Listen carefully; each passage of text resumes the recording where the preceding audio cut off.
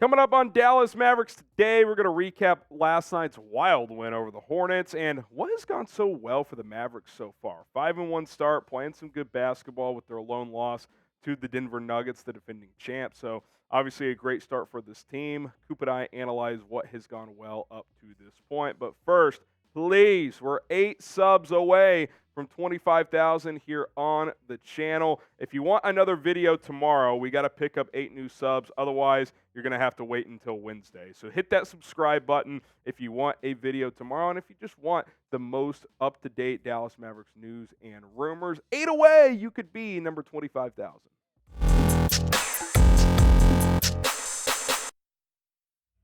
Harrison Graham and Jeffrey Cooperstein here on Dallas Mavericks today. Let's start with last night's win, Coop. It was a slow start for Dallas. Yes, Mavs went down 12 at halftime. They got it together in the second half, but, man, that fourth quarter was something crazy.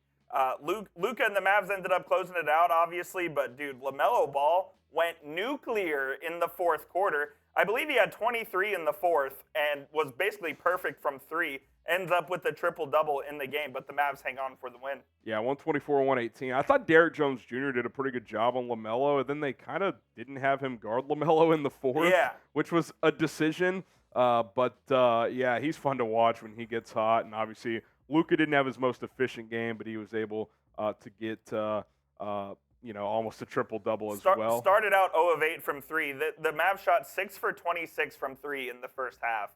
They again kind of got it together in the second half, but that was an ugly performance in the first. They got it together in the second, came out with the win. Yeah, you love how when Luka has like bad games and he still goes for 23, 12, and 9. I mean, it's just crazy how blessed we are to watch this guy play.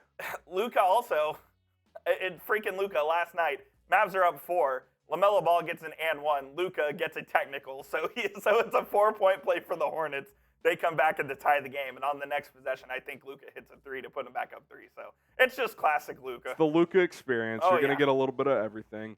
Kyrie Irving, how about him dishing out 10 assists? We haven't had one of those vintage Kyrie, like 35-point games yet, Coop, where he goes like 13 of 19 from the field. But he's still been impactful. You wonder how much that foot's bothering him, but I think solid game here. I think that game could be coming tonight because the Mavs are on a second night of a back-to-back against the Magic.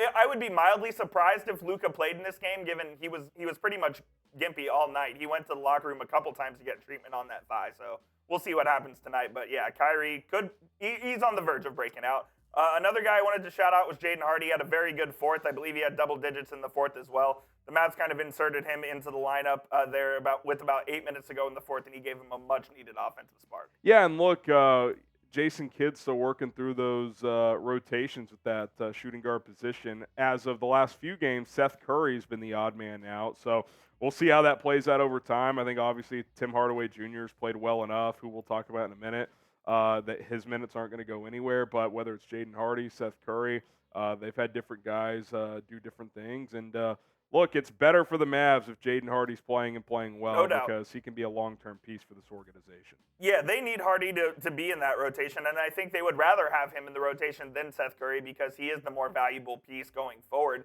and Hardy's going to be a part of this organization for hopefully years to come. So I think they like Hardy being in that rotation, and Seth Curry's going to get his minutes because there will be nights where people are hurt or they're on a second night of a back-to-back like tonight where they just need to get guys with fresh legs in. So no worries on Seth Curry. He will play. Yeah, and it's still early, and look, as you get closer to the trade deadline and moves happen, like having an extra body or two at that position is valuable because if you do end up trading a Tim or a Jaden or a whoever, then you know you have someone who can come in and play rotation minutes if needed. So we'll see how that happens. And then, I mean, Coop, to me, Dereck Lively continues to be this team's second best player so far this season, which that's not even a slight at Kyrie Irving. I just think he's been that impactful on both sides of the floor, 15 and 14 last night. And I just continue to be amazed at how much of an impact he's given this team offensively. Like, I did not see this coming. Lively's been awesome, man. Second double-double of the year, including the one on opening night.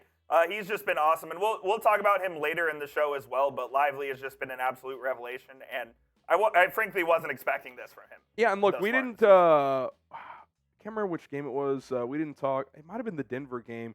He had 6 assists. Yeah, Like, yeah. he's a legitimate passer When out of he the gets post. the ball at that elbow, he can swing it to either side of the court, and he's been awesome for the Mavs. Can't say enough good things about Lively. Yeah, I mean, they got this one right.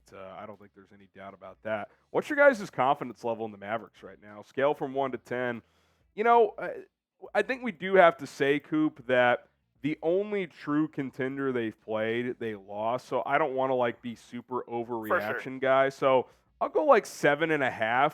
But that's still a lot high. Like, coming into the season, I was at, like, a 4.5 or 5. Yeah, I was going to say 7 as well. I mean, I really am, frankly, surprised that this team is 5-1 right now. Have a good chance to go 6-1 tonight against an Orlando team. Orlando's played well to start the season, though, so it will be a tough test. Yeah, and we'll see if Luka plays, how much he plays, if he doesn't play, if the other guys can pick up the slack. But I feel good about where this team is at. And the good news is, Coop, is they're beating the teams they're supposed to beat. No doubt, like, yeah. If you do that, you're going to make the playoffs. Yep, you just got to beat the teams that you're better than, and then the rest will take care of itself. Today's show sponsored by Prize Picks. And guys, NBA season's here. Football's in full swing. College basketball is back tonight.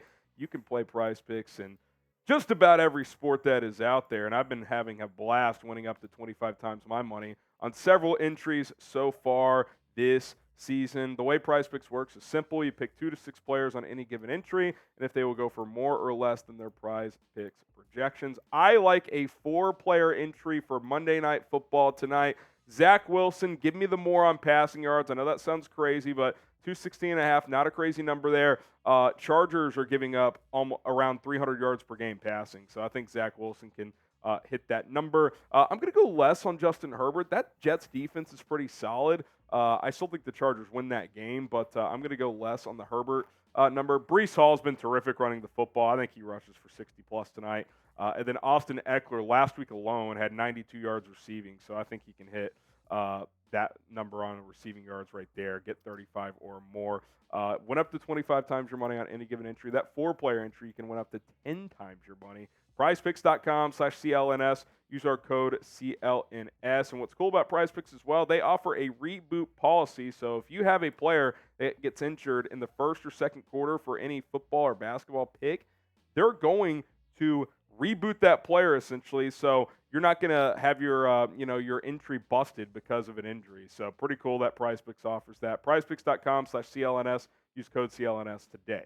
Okay, what's going right with this team right now? Coop and I have identified 5 areas where the Mavericks are doing some good basketball, and I think we thought this offense would be good, Coop, and I think a lot of this has to do with Lively as a role man, but there's just no weaknesses for this team right now. You've got Luka Doncic running the show. You've got an excellent role man in Lively who can also pass out of the high post. And you've got shooters around these guys who early on this season have been making shots. This offense is an elite offense. I think it's clear that they're a top 5 offense in the league, just 6 games into the season, obviously, so we'll see how it plays out. But when you take a look at the stats, they're second in the NBA in offensive rating at 119.9, only, I believe, behind the Boston Celtics. They're 4th in points per game, 3rd in three-point percentage, 4th in... Second in three-point percentage. Second in three-point percentage, excuse me. 4th in EFG, and assist-to-turnover ratio, they're 6th. So this team is just clicking on all cylinders, frankly, on offense right now. They did struggle in the first half against the Hornets, but they got it together. And I think this is kind of what Jason Kidd said. He's not concerned about this team on the offensive end. He knows that they're an elite offensive team, and he's really more concerned about how they'll be able to guard teams down the stretch. Yeah, and look, I think the defense it's been spotty. It's been hit and miss. It hasn't, been awesome at all times, but I think it's been adequate enough for the most part. Like we saw in that Spurs game opening night. Really bad in the first quarter, but it was great the rest of the game. So, like, if you just have enough solid spurts, this team's going to score. I mean, they're going to score over 115 most nights. So, if you can hold teams to that 110 to 115 number, you're going to have a great chance of winning with how this team is executing offensively. Number 2, production from the wing. And, look, we had concerns here, especially at that, like, kind of more, bigger wing position, but Grant Williams, Coop, has been even better than expected. Been phenomenal. Who the hell saw this coming from Dereck Jones Jr.? I mean, he's had a couple of big games to kind of inflate these numbers a bit, but, he plays hard defensively. I mentioned earlier he did a good job on LaMelo Ball. Yep. Couple of games he's been knocking down the 3 ball. Like, if he shoots 34.8% from 3 all year, sign me up. I'll pencil it in right now with everything else he's doing for this team. You're taking that every single time. Dereck Jones, even with scoring 0 last night, is averaging 8.5 per game. He's been absolutely awesome. The Mavs did use him last night, late game, as well as a stopper on LaMelo Ball, who was going off in that fourth quarter. These two have just been awesome, man. And to find Derrick Jones on a veteran's minimum, Grant Williams on a sign-and-trade, these two have just been an absolute revelation for the Mavericks. And they've frankly been a godsend because I didn't think the Mavs were going to get much production at all from this position. Yeah, and look, is Grant Williams going to shoot 56% from three all year? No, he's not. But not going to happen. Can he be a 40+% guy playing with Luka and Kyrie? Yeah, I think that's very much on the table for a guy like him. Because, look, he came over from Boston, which is an excellent team. I think they're a better team than the Mavericks, but they don't have passers like the Mavericks do. They don't have Luka. They don't have Kyrie. So for him, it's actually a better fit. The Mavericks identified that, and the proof is in the pudding early on this season. There's no doubt about it. I haven't gone super deep into the stats, but I'd imagine of the three-pointers that Grant Williams has taken, over 50% of them have been wide open. Yep. The guy just sits in the corner, and Luka and Kyrie find him. The gravity that those two guys have really opens up the three-point line for guys like him and guys like Tim Hardaway as well, who has been awesome so far to start this season and really embrace the role of six-man. Yeah, and we threw a question mark on there because just because he's playing well, does that mean he's fully bought into the role? Who knows? But listen, he's played well. He's frustrating at times because he just you kind of appreciate his fearlessness as a shooter, but at times it does aggravate you. But hey, if you're going to shoot 39% from three, go ahead and be a chucker. That's fine for me. I was telling you pre-show, there was a play last night where he missed a three. Mavs got the offensive rebound. They got it back to him, missed another one. They got it back to him again, and he made the third one. That is the Tim Hardaway Jr. experience. It's something that the Mavs are going to just have to deal with all season. He's going to be a bench player, but so far, he's been awesome, and I think he has embraced the role for the most part. He obviously wasn't thrilled about it coming, off the bench after being a starter for this team for basically the majority of 5 seasons. Yeah, and look, if you're going to be a chucker like that, I don't mind it coming off the bench because you need someone to be a flamethrower in that role. Now, if he was starting next to Luka and Kyrie and doing that, overlapping with them too much, it would bother me. But listen, if he's going to come in as a six-man, that's your job. Be a guy that can score. If he shoots high 30s from three all year, the field goal percentage itself isn't going to be doesn't really matter. 45 plus. But if you're 38 plus from three and going to average 15 plus per game, then hey, sign me up for that. I don't know if it's enough to win six-man of the year, but that is something Jason Kidd said coming into this year. And early on, I'd say he's probably, would be in the race for that. And as long as he's on this team, he's going to play, and he's going to play often. 29 minutes per game this season, that's right around what I figured he would be at, and that may increase as the season goes on. What do you guys think? Could he win six-man of the year? Type Y for yes, or you can type in for no. I think it's possible. It's obviously way too early to even diagnose who those candidates would be across the NBA. But listen, if you're averaging 18 off the bench, you're going to have a chance to do just that. Mentioned this earlier. Dereck Lively's just been absolutely awesome. Did not believe that he would be this impactful this early into his NBA career. You just can't say enough good things about him right now, man. Yeah, I mean, look, 9 points per game. I think that's the biggest surprise. I did not expect him to be a guy that, actually has an impact offensively. More than just being the occasional alley-ooper. I mean, obviously rolling is a big part of his game, but offensive rebounds has been huge. Passing out of the high post has been huge. I do think over time those block numbers can go up, but he also alters a lot of shots.